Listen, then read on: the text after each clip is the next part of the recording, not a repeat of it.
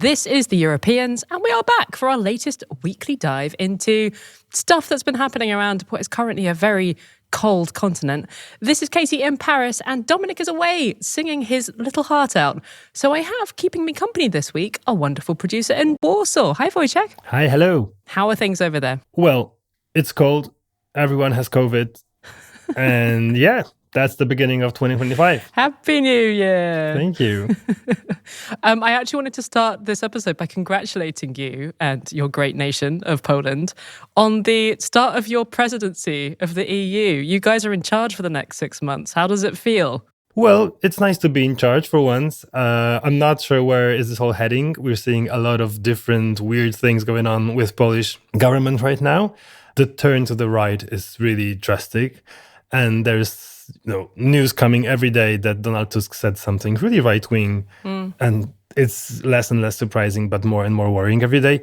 But I hope that at least some of the key points of the presidency that I've seen are pretty hopeful, like removing dependency from gas import from Russia that we're going to discuss later. Yeah. So yeah, I hope this is going to be a good one. I just read that your official logo for the presidency is an apple. Oh, Does yeah. Poland have like particularly delicious apples? I don't think I've ever eaten a Polish apple. My gosh, I have to send you some. Yeah, so Poland has produced a lot of apples since, centuries. And there was this interesting moment where we used to export a lot of apples to Russia, but they got embargoed pretty early. I think that was way before 2014. And for a short stint, the overproduction of apples was so high that you could get free apples everywhere.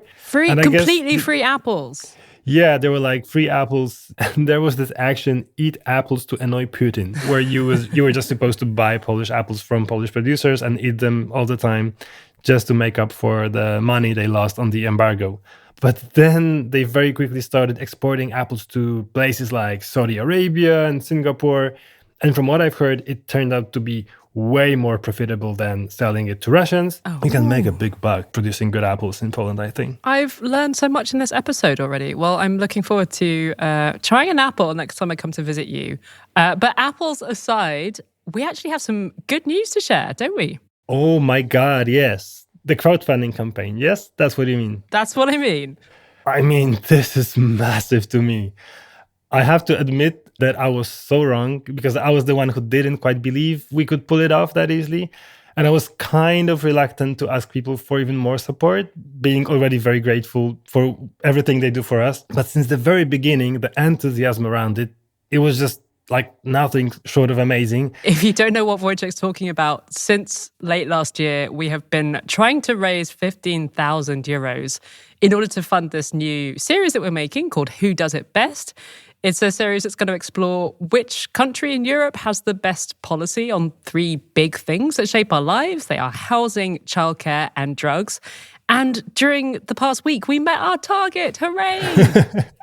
So we just want to say a huge thank you to the many, many people who have donated to make this series possible, including the mystery couple who, on top of the 15,000 euros, have gifted us an incredible 8,000 euros personally to help fund this series. This kind of journalism that we want to do is very rigorous and very expensive. And it's very, very exciting. This is the first series that we've ever made that's going to be 100% crowdfunded. You, our listeners, are our bosses. So we're not only going to be making some very cool episodes, but we're also going to be sharing loads of the process of making it that we maybe wouldn't normally. And we can't wait to get started. But we should probably get on with this week's podcast. Wojciech, what are we talking about this week? So later in the show, we'll be joined by someone who's brimming with energy to talk about European energy issues. So today's episode is sponsored by the word energy. We had the pleasure of interviewing Dr. Szymon Kardaś, one of Europe's leading experts on energy and climate policy, and we are to discuss the shutting down of the gas pipeline that, believe it or not, has still been sending Russian gas to some European countries across Ukraine, despite the full-blown war. That is coming up after Good Week, Bad Week. Good week, bad week. Wojciech, who has had a bad week? I'm giving a bad week to the Serbian president Aleksandar Vučić and his party SNS. Vučić. This is someone that you are, can I say, a little bit obsessed with? Is that fair? Yeah, I guess. It's true I've been pretty obsessed with Serbia for a few years now. However, I looked it up, and the last time we dedicated a proper segment of the show to Serbia was way back in the summer of 2020. Would you believe that? Oh, was it really? Yeah, there's a lot to catch up on. Okay, go for it then. Tell us what's been happening. Okay, just to set the scene, Serbia might be quietly leading the rankings of European countries with democracy backsliding problems. Since 2012, the Serbian Progressive Party, SNS, Srpska napredna stranka, has been in government, and since 2014, it's been the absolutely dominant force, with Aleksandar Vučić calling the shots. First as prime minister, and since 2017 as president. Okay, so Serbia has been more or less under a decade under Vučić and the SNS. Give us a quick recap. Why have these dudes been so bad for Serbian democracy? Oh, a quick recap is not possible. I'll try to make it as short as possible. So, Vučić has managed to consolidate an immense amount of power in Serbia. You could say the state is practically synonymous with the president and the party. They control almost all public institutions: media, judiciary, police, public subsidies, you name it. While preparing for this bad week, I called my Serbian friend, and he told me it's impossible to overstate just how deeply Vučić and his party have infiltrated every cell of Serbian society and the economy. For example, they control an absurd number of jobs in Serbia, not just the public ones, but private ones too. This gives them massive leverage every time an election rolls around. There's even a saying in Serbia, 1 job equals 5 votes. Basically, if someone has a stable job thanks to SNS, they'll almost certainly convince their whole family to vote for SNS or for Vučić himself, out of fear of losing their financial stability. It sounds a bit like Georgia, that situation between the party and the control of jobs that we talked about on the show at the end of last year. Yeah, that's a very good point. I've heard that Bidzina Ivanishvili basically made Georgia his private enterprise, and this is somewhat what I see in Serbia. It's very, very similar. So because of this elections being very far from offering any kind of level playing field, Vučić actually loves elections. Knowing he's practically unbeatable, he uses them to legitimize his power whenever there's a significant political crisis. So this is just one example, but wherever you turn in Serbia, there's the party. If you're with them, you're fine. But if you're against them, you're in trouble. Your career, education, even your safety could be at risk.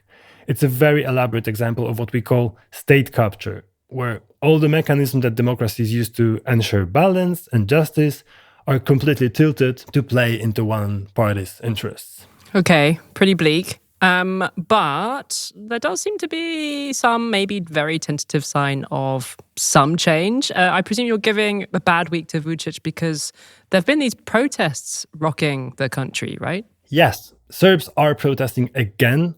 They've protested many times before, especially over the last 2 to 3 years. But this time, I would say it feels a bit different. That's interesting because I remember there were these protests last year that led to this rerun of local elections in the capital, Belgrade. But that kind of flopped, that movement, right? Like the opposition just ended up fragmenting at the last minute. They had all of these internal fights and then they lost quite badly. What is different this time?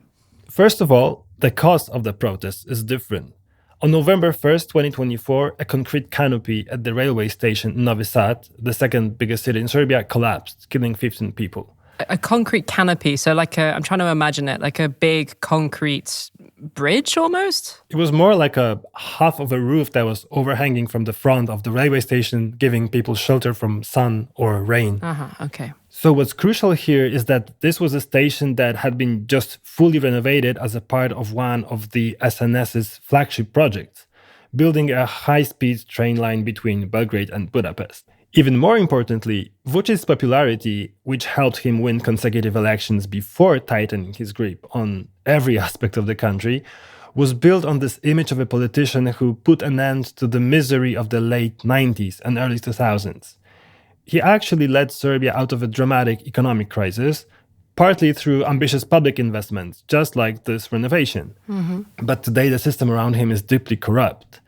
This massive renovation, costing a whopping 65 million euros, was declared fully complete and opened last March with great fanfare, long before all the necessary final inspections were conducted. Several local and national politicians cut the ribbon and bask in the glory of this new, shiny public transport hub in Novi Sad. You said it was open last March. There was an election last March. Is there any suggestion that the officials rushed the opening of this big, shiny new station because there was an election coming and they thought it would make them look good? Yeah, of course they did. And then they closed the station down immediately after the election to reopen it again with another big ceremony in July 2024. 3 months later, the disaster struck. And this event is pivotal because until now, the unwritten social contract in Serbia was this. Vučić provided a sense of stability and economic progress, and in return, people weren't supposed to ask too many questions about how he achieved it or how much money was being embezzled along the way. All the big-time corruption scandals were being swept under the rug, and the whistleblowers or investigative journalists were much more likely to go to jail rather than high-ranking politicians involved in some monkey business. But the dynamic shattered on November 1st, when 15 people died due to a sloppy, corrupt, and clearly politically driven renovation. A lot of the posts I read on social media after the tragedy included a very pointed line, Korupcija ubija, which is Serbian for corruption kills. And how did the politicians in Vučić's circle react to all of this? Basically, they stuck to their usual playbook of downplaying anything unfavorable. Remember, they control almost all the media in the country, so they control the narrative too. At first, they tried to blame the canopy's original construction on communist engineers from the Josip Broz Tito era, but that fell apart quickly because you can easily see before and after photos showing how the canopy was visibly changed during the renovation. Their next move was to roll out Protocol 2, which is Vučić gives a long, aggressive TV speech, scapegoats some pawn, and tells people what they should think. He'll frame it as all being blown out of proportion by the anti-Serbian opposition, who are traitors and want Serbia wiped off the map. And I'm not joking, like that's exactly the kind of rhetoric he uses every day. Normally, he'd then promise to punish everyone responsible, announce an investigation, and let it drag on until people forget. He tried that again this time, but I think that the sheer scale of the negligence during construction and reports of an alleged cover-up made his usual tactics less effective. It seems like people are just really angry this time. And as for the protests themselves, I mean, you said that they are different this time. What do you mean? Previous protests in recent years were usually centralized. These were massive marches in the biggest cities organized by some political forces. And keep in mind that almost all opposition politicians are to some extent compromised, whether through actual wrongdoings or because of brutal smear campaigns run against them 24/7 by the government. And this time, though, the protests have been decentralized. There are no clear leaders or speeches. People simply gather at 11:52 on Fridays and stay silent for 15 minutes, commemorating the 15 victims and the exact time and day of the disaster. Wow, that's really powerful. Yeah.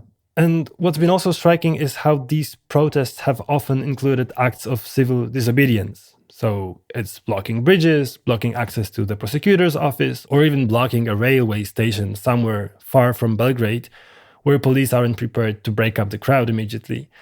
And I think this has made the regime really angry, and the protesters have been met with increasing aggression and severity. But what's even more important is that Vučić could downplay previous protests because they usually just called for his resignation. He would employ his entire propaganda machine to turn any attack against him into an attack against Serbia. But this time, the demands are different. Protesters want one very simple thing: a thorough, transparent investigation, and for those responsible to be held accountable.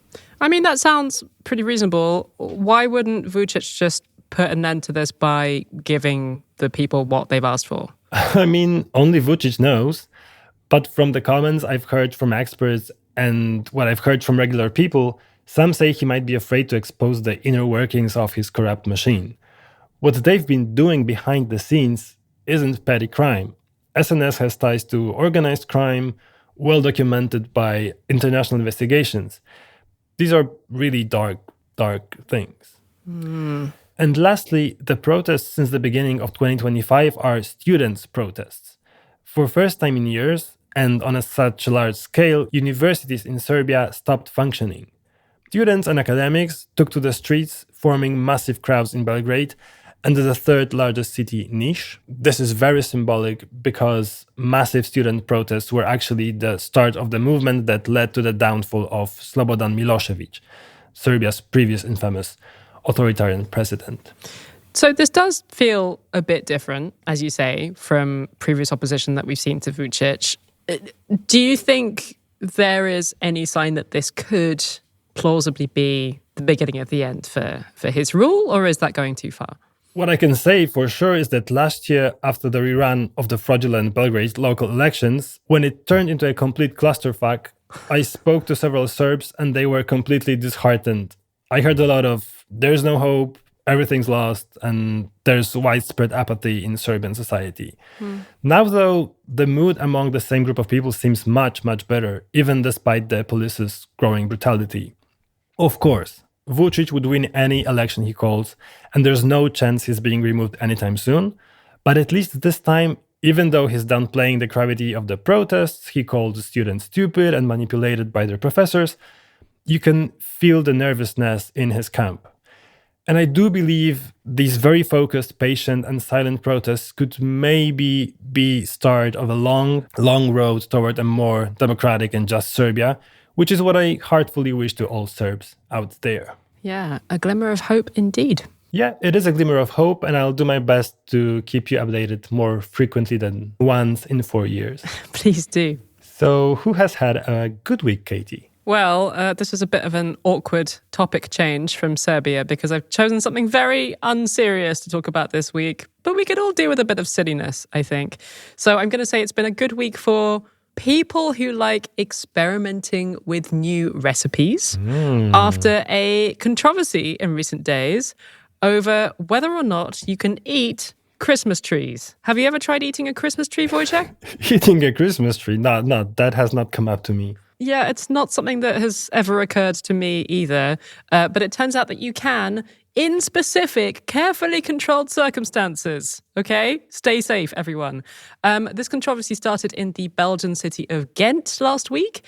Ghent is a quite proudly eco-friendly city. It brands itself, for example, as the vegetarian capital of Europe because it has more vegetarian restaurants per capita than big cities like Paris, for example. And this post-Christmas period has been no exception in terms of City Hall's well-meaning messaging. Last week, the city of Ghent launched a campaign encouraging residents to prevent waste after the festivities in various ways. For example, by inviting friends over to eat a soup or a quiche that you have made with any sad vegetables that have been languishing at the bottom of your fridge. Make some pickles, City Hall suggested on its website. Reuse your gift wrapping.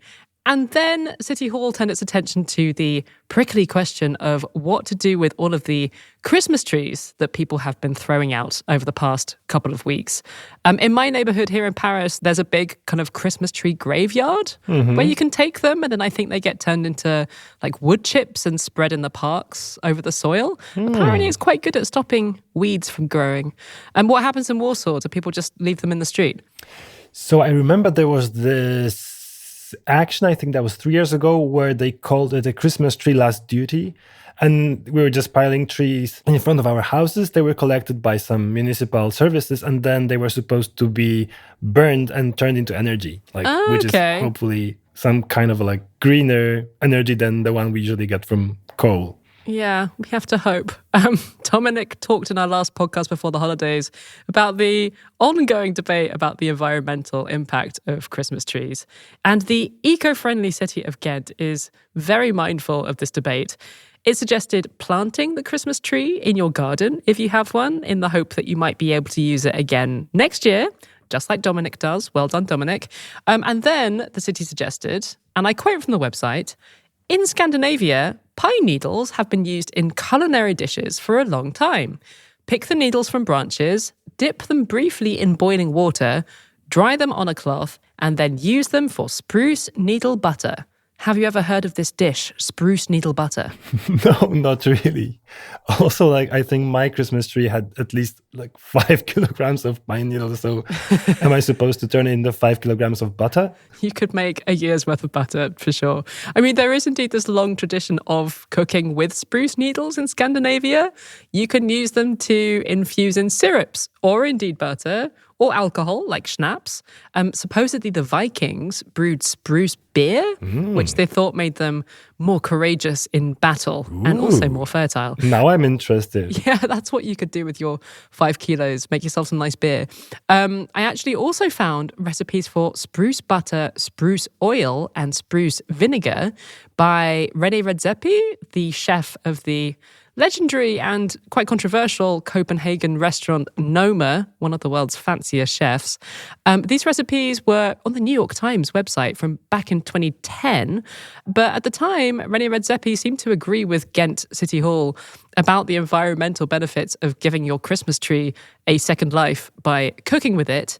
He said, "It seems pointless simply to discard this bounty after only a few weeks of using it as ornamentation. This year, let's all butcher the tree." Okay, so what's the problem? Why can't we just be obedient to René Redzepi and eat the trees? Well, the problem is that the Belgian Food Safety Agency swiftly intervened after the city of Ghent made the suggestion, and they warned people not to listen to Ghent. They should not eat their Christmas trees. And this is because, as you might have guessed, the kinds of Christmas trees that a lot of us have had in our homes over the past few weeks have been commercially grown. And as such, they have often been sprayed with all kinds of chemicals, pesticides, fire retardant to make them less dangerous. Really? Yeah, if you think about it, they're kind of fire hazards despite being very pretty and jolly. Even when they're not covered in chemicals, not all Christmas trees are in fact edible. Yew trees, for example, are sometimes sold as Christmas trees. And you do not want to eat one of those because they are poisonous. So the basic message from the Belgian Food Safety Agency was, abort, abort, don't listen to Ghent City Hall. This is a terrible way of recycling your Christmas tree. And funnily enough, the City Hall website has now been updated to include this warning. Mm-hmm. So Christmas trees are like mushrooms. You have to pick the right ones. Otherwise, Yes. You're in trouble. You have to be very careful. Mm-hmm. Okay, but as far as I remember, this is a good week. And you said it's a good idea to cook pine needles and eat your Christmas tree. Well, yes, I mean, with caveats. And I've given this idea good week because there's been another plot twist. Sweden's food safety agency has now got involved with this. This is truly an international story as well as a very silly one. Because, of course, there is this long tradition of cooking with pine needles in Scandinavia. So my enterprising former colleagues at AFP News Agency thought to ask the Swedish food safety experts what they thought about all of this. And they spoke to a toxicologist at the Swedish Food Agency, Anneli Widenfalk, who basically told them that you kind of want to do the opposite of cooking with a used Christmas tree just after the holidays. She said that actually the Swedish tradition is to collect the needles from young Christmas tree saplings in May or June, when the needles are very small and probably haven't been treated with chemicals yet. Anyway, I guess the lesson from all of this is that we are not all lucky enough to live on the edge of a pristine Scandinavian forest where you can just pluck some pine needles and be sure that they're not covered in dangerous chemicals. You would probably want to exercise more caution with a Christmas tree that you bought at Lidl or wherever. But if you do find yourself in circumstances where you've got access to a tree that you reckon is clean, especially in May or June, feel free to go wild with your culinary experiments.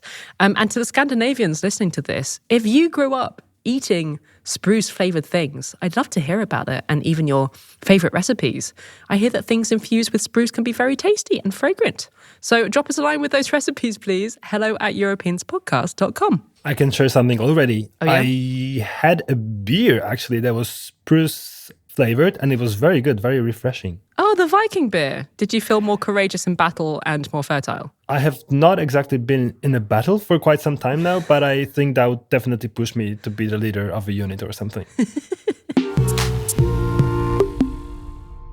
As we are very proud of reminding you, this little podcast of ours is very proudly independent. There is no big media company behind it. It is literally just us making this thing every week and doing our best to make a podcast that reflects life across this continent by talking to all kinds of smart people and also trying to make a podcast that is somehow journalistically rigorous and fun at the same time. We do this every week because we love it, but I'm not going to lie to you. Our finances have never looked more precarious.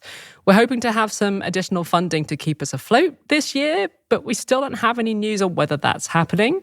So apart from the crowdfunding that we've raised through our amazing listeners to make this new series, we're pretty much funding the show at the moment via Patreon. If you don't know what that is, Patreon is a website where you can support independent creators of things that you like by sending a few bucks their way each month, however much you want.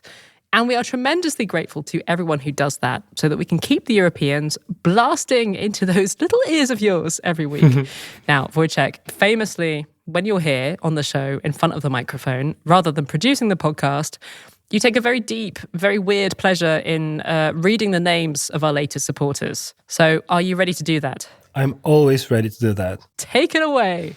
This week, we would like to thank Andrea, Augusta, Sandra, Jerry, Victoria, and Stephen for increasing his donation. Thank you all so much. Beautifully done. Thank you, everyone.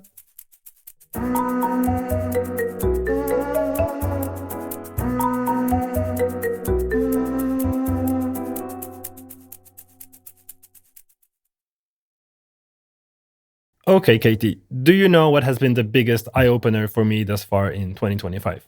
What has been the biggest eye-opener for you thus far in 2025? The biggest eye-opener thus far in 2025 is the fact that despite Russia and Ukraine having been in a full-blown war since 2022, Ukraine has continued to transport Russian gas across its territory so that Russia could keep selling its gas to Europe.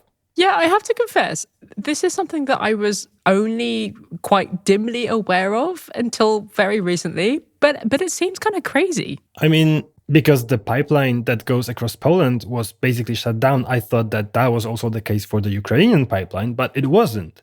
So this pipeline was in operation for more than 50 years, and throughout this time, it helped pump billions of cubic meters of so-called cheap Russian gas into Europe, helping economies of countries such as Germany, Italy, Austria, or France grow exponentially. Very convenient for everyone. But how come this carried on even after Russia's full-scale invasion of Ukraine in 2022? Basically, it turns out that it was a contract that dated from before 2022, and simply everyone made money out of it. So we just carried on with the situation, even though it's completely weird. Also, some European recipients of this gas put a lot of pressure on Ukraine to continue the deal, to prolong their time to look for other gas sources. Okay, makes sense, I guess. Yeah, however, the deal expired on January 1st, and Ukraine cut off the pipeline, saying it couldn't carry on taking this blood money for transporting Russian gas while Moscow is continuing to kill its people. That also makes sense. Some European leaders, though, I think you'll easily guess which ones, decided to make a huge fuss about it. But is it really such a big deal? And what does it mean for Europe's energy security? Who's affected? How well is Europe doing in actually freeing itself from its dependency on Russian energy? We had the privilege of asking all these questions to Dr. Szymon Kardaś. We did. Szymon is a senior policy fellow at the European Council on Foreign Relations. He's also an assistant professor at the University of Warsaw. But above all, he is someone who speaks about the Russian-European energy landscape with unmatched enthusiasm and energy. Have we made that joke too many times? We gave him a ring in Warsaw.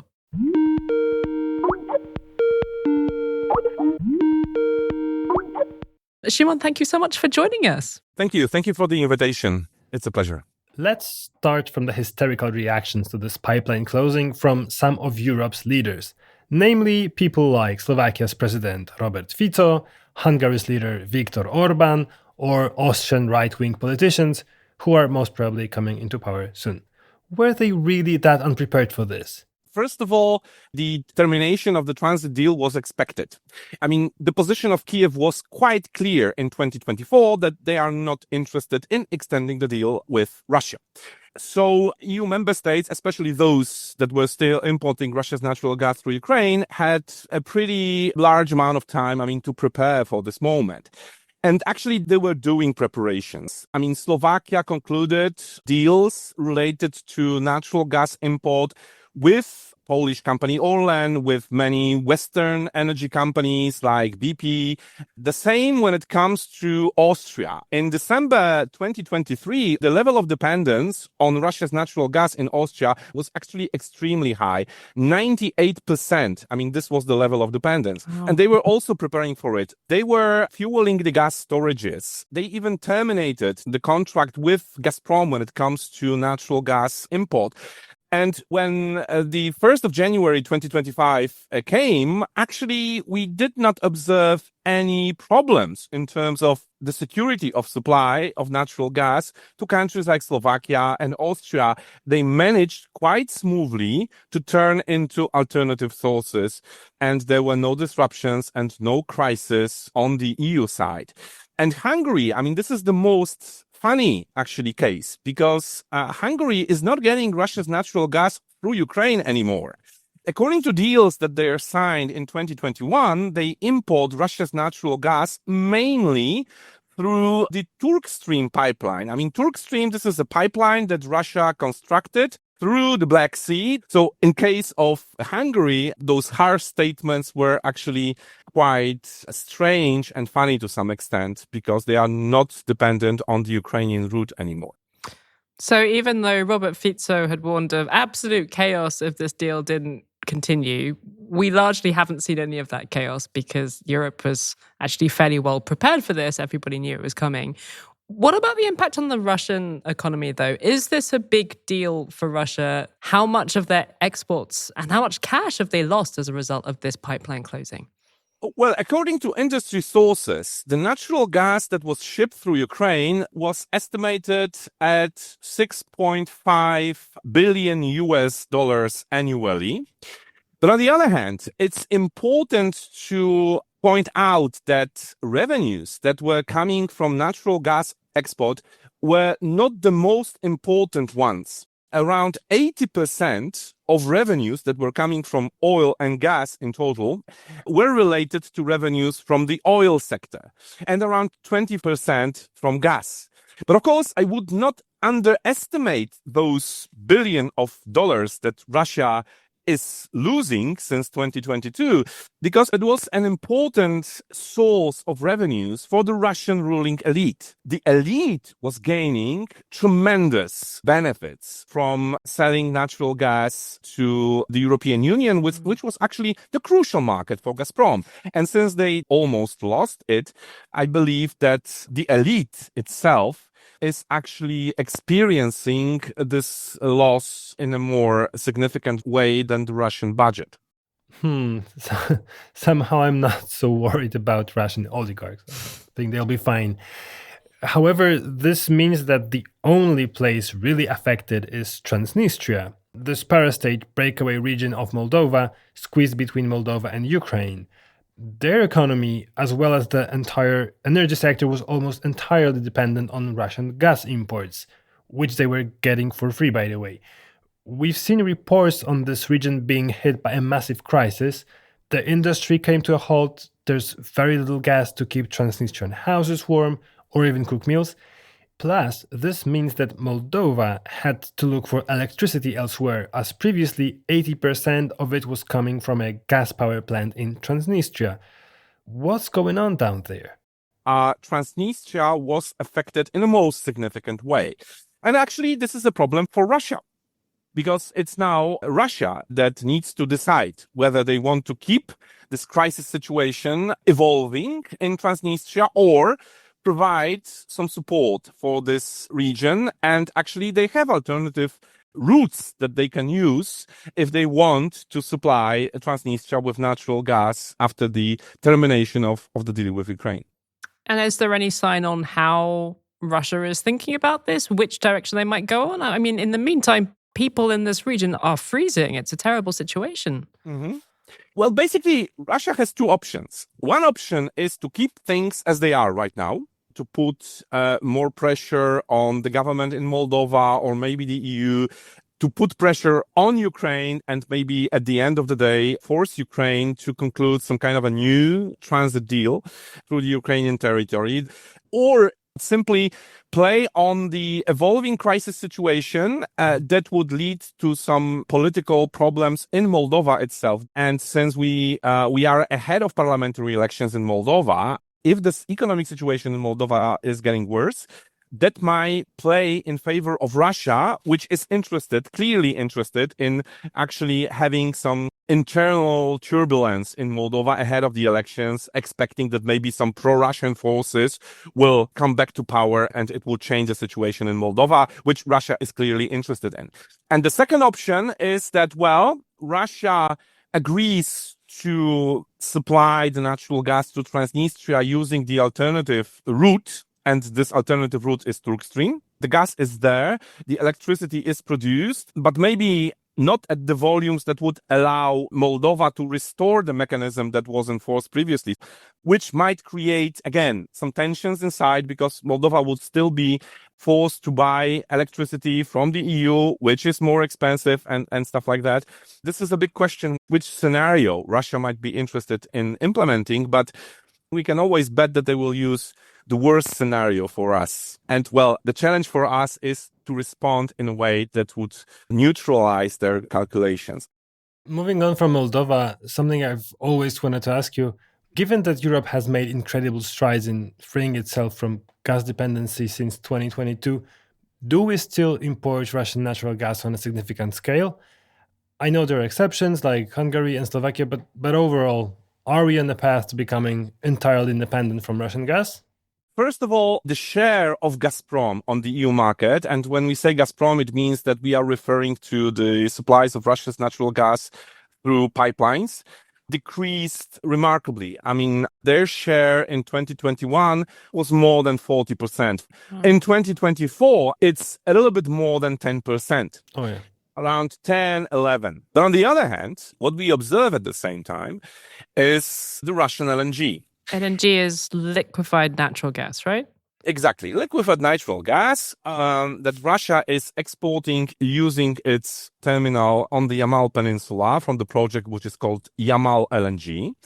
And just to spell this out for non-experts, the thing about this liquefied natural gas is you don't need to ship it through pipelines, right? You can transport it in other ways. Exactly. You use the tankers to deliver this natural gas to those countries that are able to import it through their regasification terminals. The Russia's natural gas is coming nowadays to countries like France, Spain, Belgium, and some smaller volumes to some countries which are located in the southern part of the European Union. But these are all countries which are very vocally against Russia, and their politicians are in public. What should we make of that? This is a kind of a paradox. And the reason for that is, first of all, the long-term deals between Spanish companies and Belgian companies and French companies with Russians were concluded far ahead of the so-called full-scale invasion of Ukraine. And the main argument that those companies are using is that, well, since the import of Russia's natural gas was not sanctioned on the EU level, there is no legal basis for the termination of the deals that were concluded before the war. And there are no sanctions, and there is no consensus in the EU regarding sanctioning the import of Russia's gas. There is Russian LNG that is still coming. And actually, if we look at the preliminary data that we have for 2024, if we compare the situation in 2024 with the volumes that were coming in 2021, there is an increase. And the share of Russian LNG in EU's gas import in total increased from 3.7% in 2021 to almost 8% in 2024. No. And there was also an increase in terms of volumes. And this is something that we should tackle on the EU level. It would be difficult to reach a consensus among EU member states in terms of sanctions. because there is a reluctance to accept sanctioning the import of Russia's natural gas. So the other option is, first of all, to try to implement the sanctions that were already imposed when it comes to energy sector. And secondly, try to use the trade policy instruments. For instance, increase tariffs on the import of Russian natural gas. That would make it less profitable, not only for importing countries, for importing companies, but also, of course, more costly for Russia. Because the European Union actually declared politically already in 2022 that we should get rid of Russian fossil fuels by 2027. We should phase out Russian fossil fuels from the European market by 2027. It's not a legally binding goal, but still reflected on the political level. If we want to stick to it, and as far as I know, the EU institutions are interested in that, Poland, as a country which took the presidency in January 2025, is also interested in that. It's actually one of the priorities of the Polish presidency. So we should use the tools that are available to at least continue decreasing the level of our dependence, which is not high. But still, I mean, it would be good to reach the goal that we designed in 2022. Well, apparently tariffs are back in fashion worldwide, so maybe that's something we could do.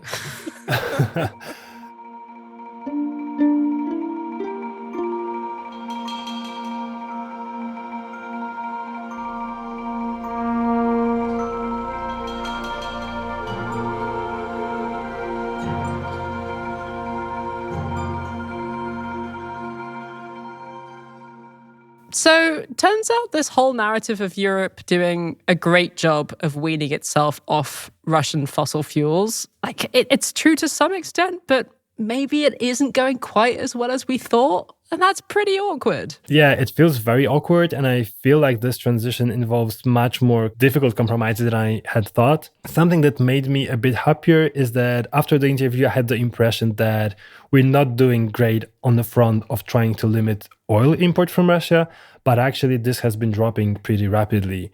So maybe it's a longer process than we would wish for, but I guess we are maybe heading in the right direction, I hope. As always with Europe, it's complicated.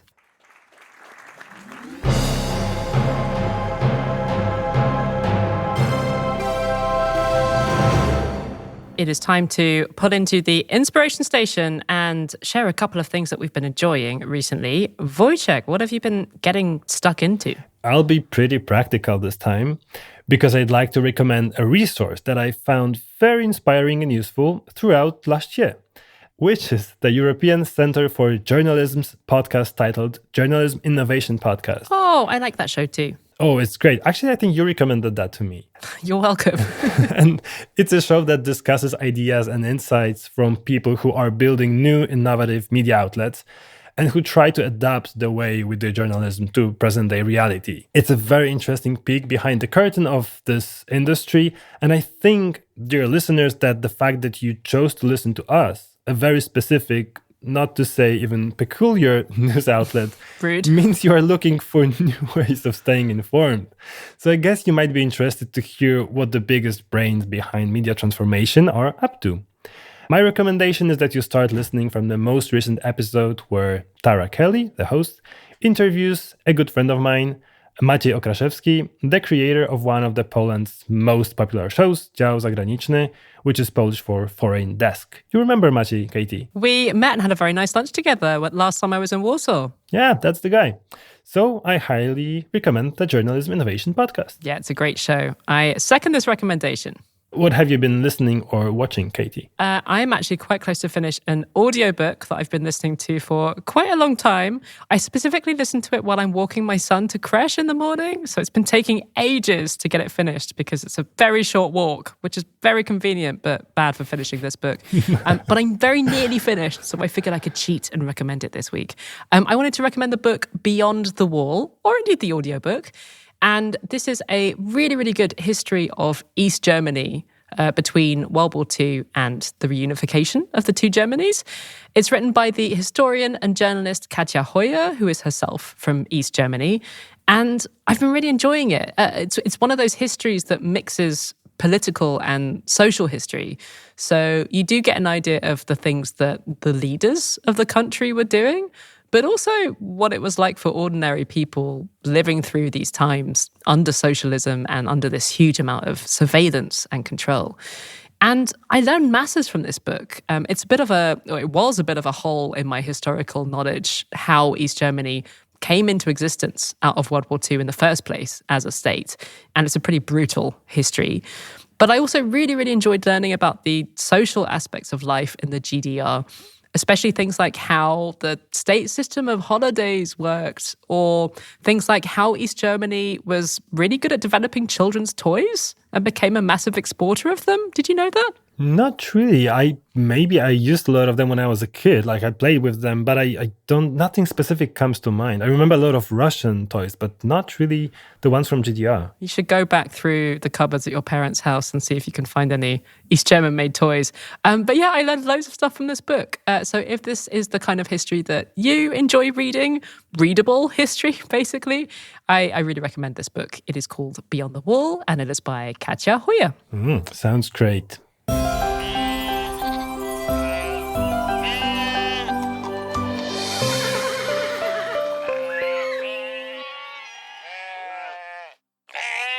This is a historic moment, listeners. For the first time in 7 years, making this podcast, this week's happy ending comes from me. 7 years. I've never been allowed to do it. This is Dominic's thing.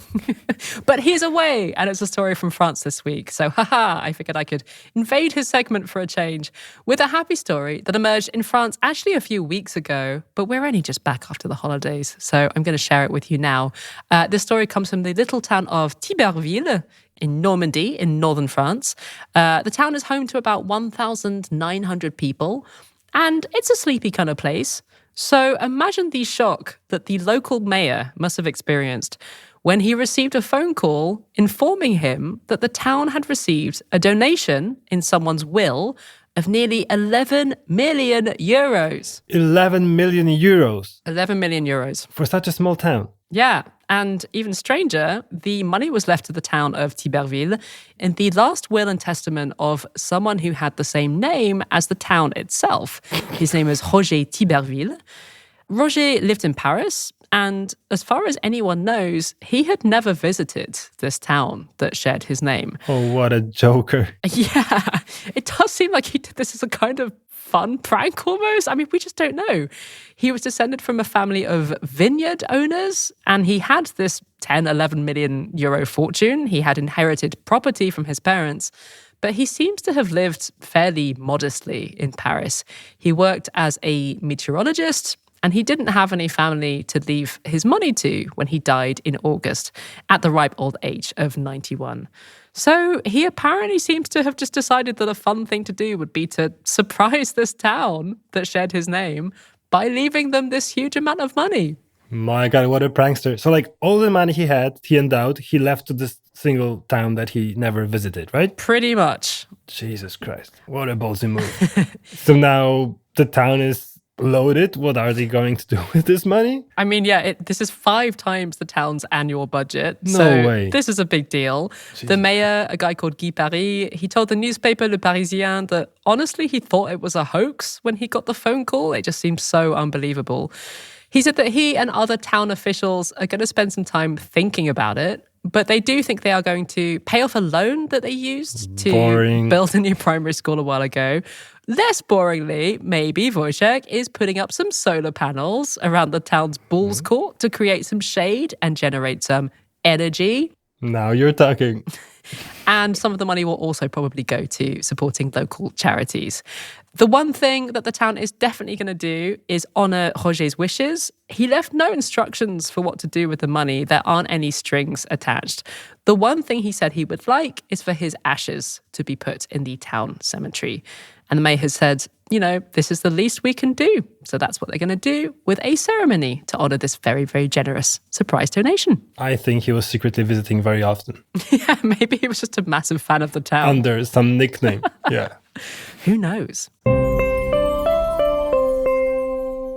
Oh, thanks for joining me this week, Wojciech. Oh, my pleasure. I love joining you every time I have the opportunity to do this. on top of producing this week's episode, along with the wonderful Morgan Charles in Prague, it is always fun to have you here behind the microphone discussing Serbian politics and Scandinavian recipes. And energy. And energy. Before we wrap up, I would like to give a shout out to a great Serbian film critic and author, Nikola Radic, who helped me massively in preparations for this week's segment about Serbia. Thank you so much, Nikola. Thank you, Nikola. That's all we have time for this week. But during the week, you can find us on Blue Sky. Come and join us. It seems to be tentatively taking off as a social media platform in the post-X world. We're also on Instagram and Mastodon. Just type in the Europeans podcast and you should find us. Naschle. Hej då!